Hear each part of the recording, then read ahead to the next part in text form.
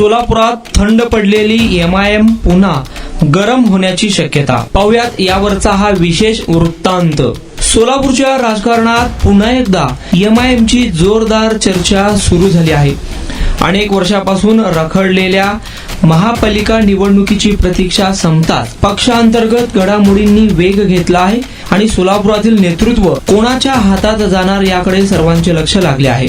महापालिका निवडणुकीपूर्वी तत्कालीन शहराध्यक्ष फारुख शाब्दी आणि शौकत पठाण यांनी सोलापुरात एमआयएमचे 20 ते 25 नगरसेवक निवडून येतील असा दावा केला होता. मात्र निवडणुकीच्या तोंडावरच पक्षात मोठी अंतर्गत खळबळ उडाली. फारुख शाब्दी यांनी एमआयएम हमसे है, हम एमआयएम से नहीं अशी भूमिका घेत पक्षाचा राजीनामा दिल्याचे पत्र सोशल मीडियावर व्हायरल केले होते आणि सोलापूरच्या राजकीय वर्तुळात एकच खळबळ उडाली होती. सूत्रांच्या माहितीनुसार हा वाद पक्षाचे राष्ट्रीय नेतृत्व असदुद्दीन ओवेसी किंवा अकबरुद्दीन ओवेसी यांच्याशी नसून तत्कालीन प्रदेशाध्यक्ष इम्तियाज जलील यांच्याशी झालेल्या मतभेदातून निर्माण झाला. मुंबई महापालिका निवडणुकीतील उमेदवारी व व्यवहार आणि इतर पक्षांतर्गत निर्णयावरून नाराजी वाढल्याची चर्चा राजकीय वर्तुळात होती.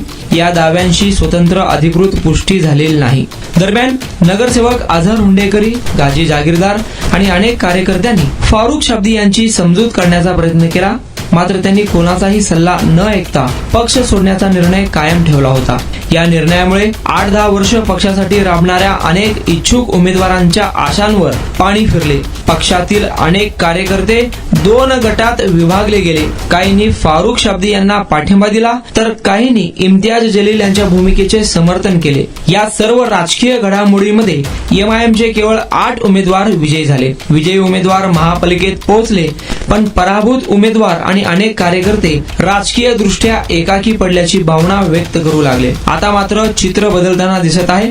नुकतीच पक्षाचे निरीक्षक अनवर सादात यांच्या उपस्थितीत माजी नगरसेवक गाजी जागीरदार, नगरसेवक बाबा अड्डेवाले, सलमा सय्यद, कम्मो शेख आणि मुबीन नदाफ यांची बैठक पार पडल्याची माहिती समोर आली आहे. सूत्रांच्या माहितीनुसार या बैठकीत सोलापुरातील पक्ष संघटना, आगामी रणनीती आणि शहराचे नेतृत्व कोणाच्या हाती द्यायचे यावर सविस्तर चर्चा झाल्याचे वृत्त समोर येत आहे. विशेष म्हणजे एमआयएमचा जुना आणि प्रभावी चेहरा म्हणून ओळख असलेल्या गाजी जागीरदार यांच्या नावाची पुन्हा जोरदार चर्चा सुरू झाल्याचे बोलले जात आहे.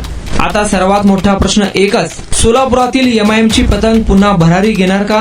पक्षाच्या नेतृत्वाची धुरा कोणाच्या हातात जाणार आणि आगामी राजकारणात एमआयएम पुन्हा एकदा दमदार पुनरागमन करणार का?